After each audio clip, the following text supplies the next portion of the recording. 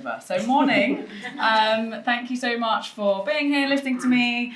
I'm going to talk you through from AI from hype to hands-on. I've only got 10 minutes to talk about the greatest technology that humanity has ever faced, so wish me luck.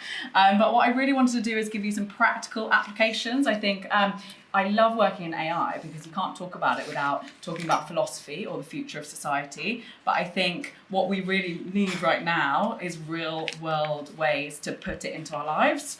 So that's what I'm going to try and offer you, probably in about 9 minutes now. So just to give you a bit of an overview of where we're at, like AI is here. We could argue about, what AI actually means from generative to all sorts, whether it, should be replacing certain jobs or not, be absolutely terrified about what it means for our workplace, but it really doesn't matter. It's here right now. And I think the question is whether we drown in it or we learn to swim. And I don't think it has to be as scary as we're kind of all thinking, really. I just wanted to show you a graph, just to give you a bit of an idea. If you're feeling overwhelmed about AI, you're not the only one. Moore's law told us that technology should double every 2 years. And in the last 10 years, we've evolved AI by about 1 million times. Really, the sheer pace of evolution has never been seen before in the history of humanity. And just to put that into perspective, if we had advanced air travel at the same rate as large language models, the average flight speed would have gone from 600 miles per hour in 2018 to 900,000 miles per hour, which means it would take just 19 seconds to get from London to New York right now. So no wonder we're feeling overwhelmed, I go into a lot of businesses as a consultant. I'll tell you a bit more about what I do. And I often find, it will be the intern that has found a cheeky way to use AI for the business rather than the boss. And I'm really trying to encourage businesses to favour those people rather than condemn them for kind of cheating. But yeah, it's not surprising that we're all a bit scared, essentially. And also this data was from GPT-3, so we can only kind of imagine what that means now. We really are in the fourth industrial revolution. We had the printing press, totally changed our relationship with how we consume our media. Then we had the iPhone. It was more powerful than the first computers that sent astronauts to space. And then we had AI. And as I said, it's really incomparable to any technology that came before. I think it was Sergey Brin at Google I/O this year that said this is the first time that we've had engineers working on a technology and we're not actually sure where it's going. Like, we can't 100% predict. Which is exciting and terrifying. And I do find that AI evokes quite strong emotions from people. Sometimes people will pay me to come into their businesses just to tell me how much they hate AI. So, it really does evoke emotion. I often say it might not be coming for your job. I feel like AI really has this mirage-like quality at the moment. A lot of people think it feels kind of like magic. And I don't think it's necessarily going to replace you, but I do think that somebody who knows how to use AI might. I heard this phrase the other day, which I absolutely loved, which was AI is like teenage sex, because everybody thinks everybody else is doing it.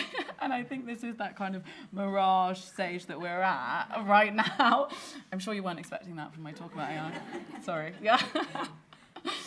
So that's all very well. We know the state of technology right now, but who am I to tell you about it? I've worked in AI for a very long time, 2016, so super long time ago. It was very difficult to explain the concept of artificial intelligence to my friends or family. And I came at it from a very unusual background. I was a writer, a script writer and a broadcaster, and I needed a job. I applied on LinkedIn for a copywriting job at Microsoft, and it turned out to be writing the personality of Cortana, which was Microsoft's very first AI personal assistant. And I just became obsessed with the relationship between humans and machines, what we wanted from them, things like that. And then Google headhunted me, and I shaped the personality of the Google Assistant when we launched in the UK. So if you ever asked, you remember those smart speakers, the speaker, if it liked the Spice Girls or grime music, that would have been me. And then most recently at Meta, which was so exciting because I got to work on AI as it was becoming generative and looking at the relationship between AI and social media and thinking about how people wanted to use AI to express themselves online. And my job has really evolved. I think I was having a conversation yesterday with my business partner about AI, and we're trying to pin the tail on the donkey, but the donkey keeps moving, which makes it so exciting. But yeah, my job has just evolved so much from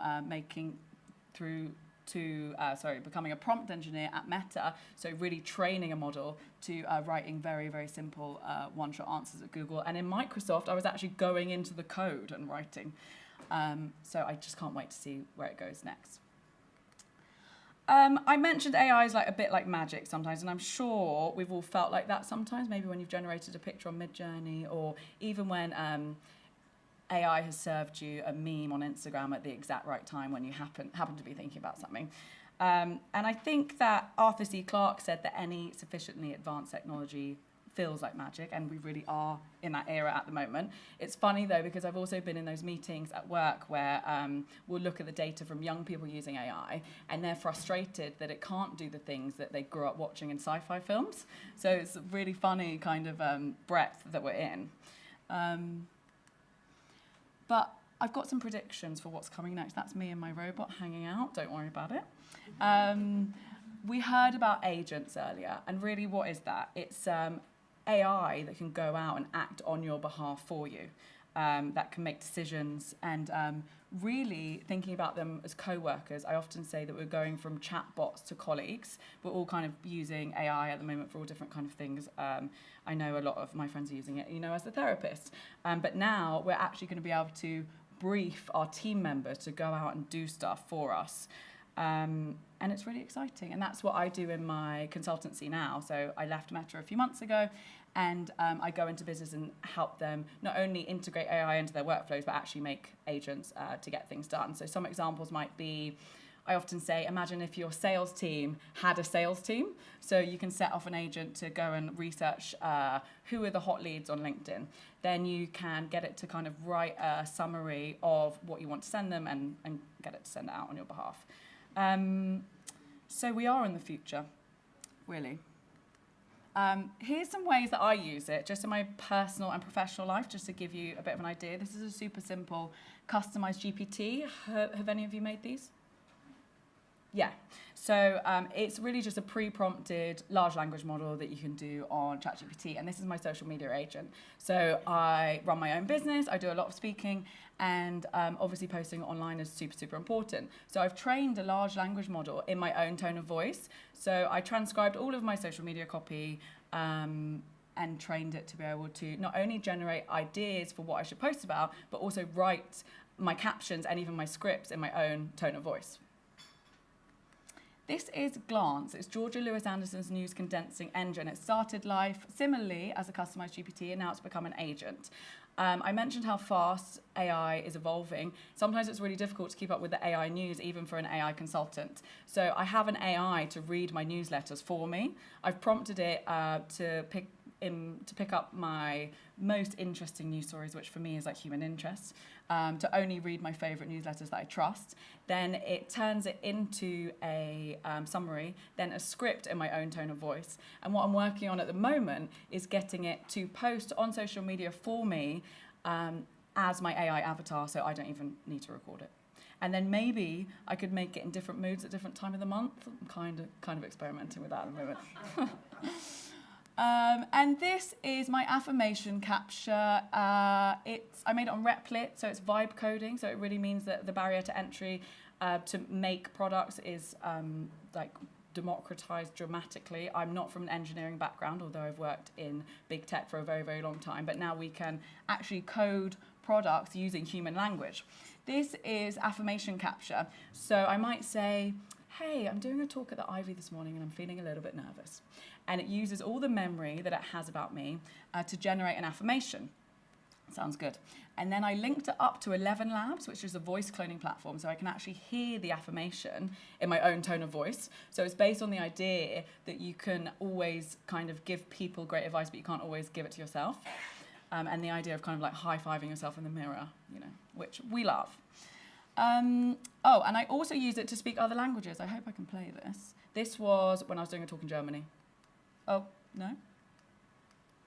Sorry. Can I play it? Sorry. Okay. Yeah. zu sein. Schade, dass die echte Georgia nicht ganz so schlau und perfekt ist wie ich, ihre KI-Version. Aber sie gibt ihr Bestes. That was me speaking German. It sounds quite good, doesn't it? Yeah, and that was me saying, sorry that the real me isn't as perfect as AI me, but she tries her best. Yeah, it's really simple. I use Hey Jen. It's quite amazing when you think about what it means in terms of like understanding each other. Like, you know, I was talking to a friend of mine whose mother-in-law doesn't speak English about the capabilities that are coming down the line about, you know, having in-ear translation, which is just really fantastic and amazing. Okay, so what's coming next? Well, of course we don't know, but I think it's agentic. I think I truly believe in the power of personalization and customization. I think those are the biggest wins in terms of AI by far, as I've demonstrated in a few of the projects that I'm working on in my personal life all the time using AI. I really believe that any kind of AI consultancy comes down to purpose first. That's what I base my whole consultancy on. I think we've seen how fast these softwares are moving, and if we kind of link ourselves to one software or product, we're only going to get in hot water. Really, when I go into businesses, I tell them, let's think about the problem and backwards engineer it to get there. Often people just want to sprinkle AI on something because, you know, they think everybody else is doing it. But I really believe in thinking about the solution and then finding the technology afterwards. So what are the skills to cultivate? Are any of you scared about AI coming for your jobs? A little bit? Yeah, it's scary. Yeah. I think that, you know, having an opinion is going to be one of the most brilliant things. If we can get machines to come up with millions of ideas for us, it's going to be up to us to decide what we want to spend those 1 million seconds on. I think having taste is also going to be crucial when we can kind of generate so much AI slop, if you will. And I also think critical thinking, questioning the results of what the machine said. We kind of heard a nod to hallucinations then, but I saw that study from MIT a few weeks ago which said it's going to make us all lazier, but I actually don't think that's true. I think people who are using critical thinking right now in the AI space are the ones that are going to succeed. All the most exciting AI products that are getting made are people thinking about how to combine things, and it's really exciting to see.